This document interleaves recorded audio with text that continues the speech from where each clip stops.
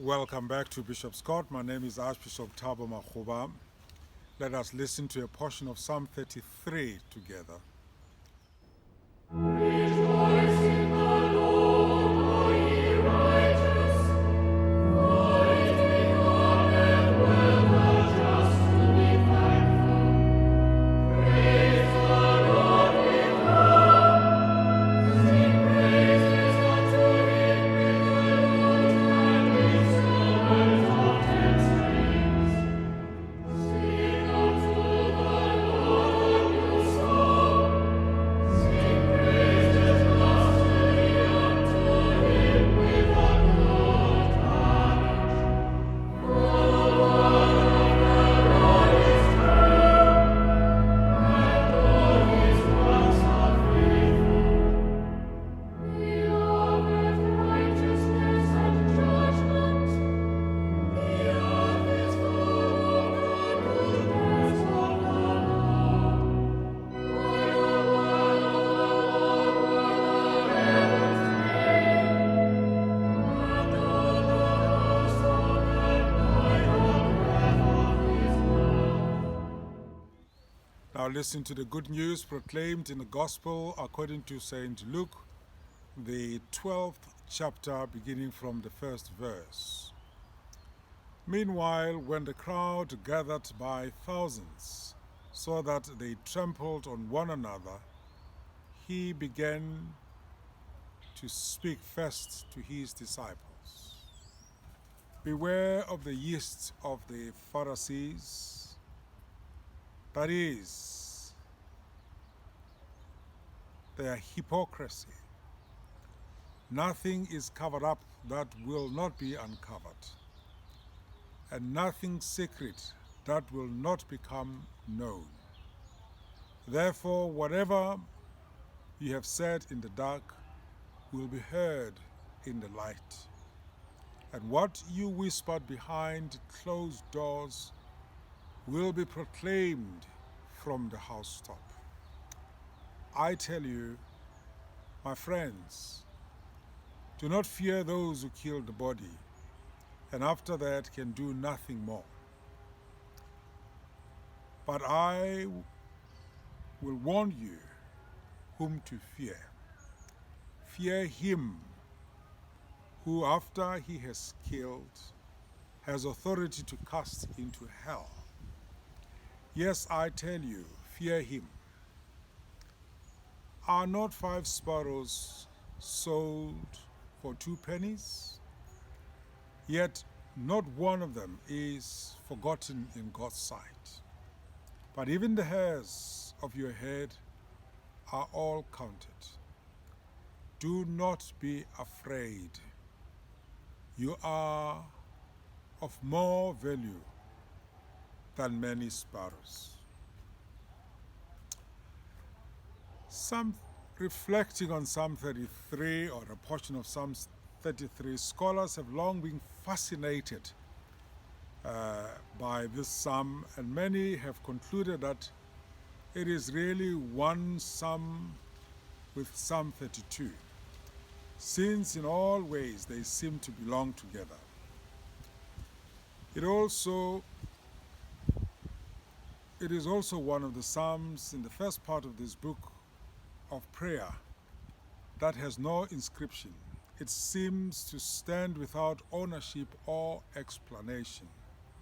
Despite these peculiarities, most scholars value it greatly as a reliable guide to prayer and to the practice of purposefully finding God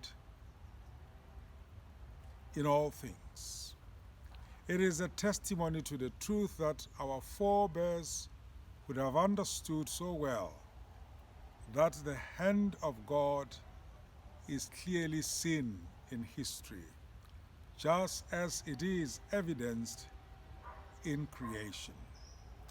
The first few verses teach us about the prayer that helps us to trace God in the unfolding of our lives. It is the kind of prayer that some traditions called the examination of conscience or daily review, I often recall the words of the author William Buckley, who wrote, "Prayer is not a way of making use of God.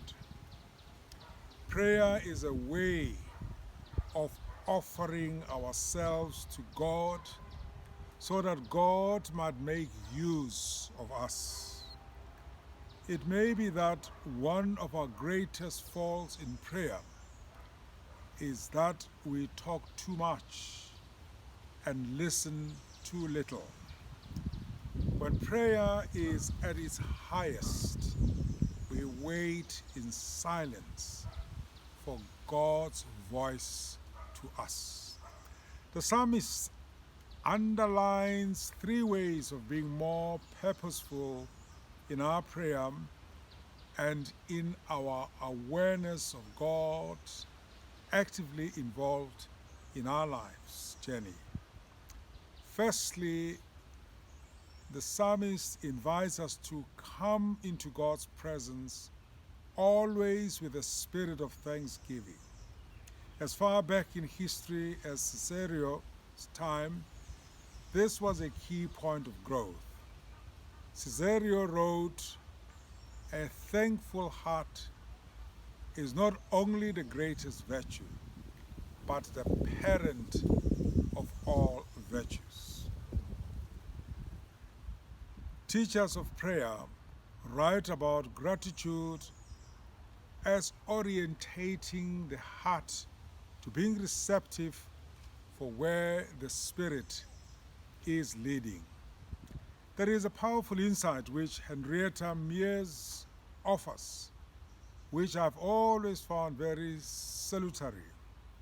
She says, "All that I see teaches me to thank the Creator for all that I cannot see." In other words, the spirit of thanksgiving not only readies the heart to be more receptive, but also deepens our awareness of the realities we take for granted, of the world that is bigger than our understanding, and to have the inner capacity to hold all of this together in thanksgiving. The psalmist also encourages us to be thorough, to be disciplined in searching our hearts.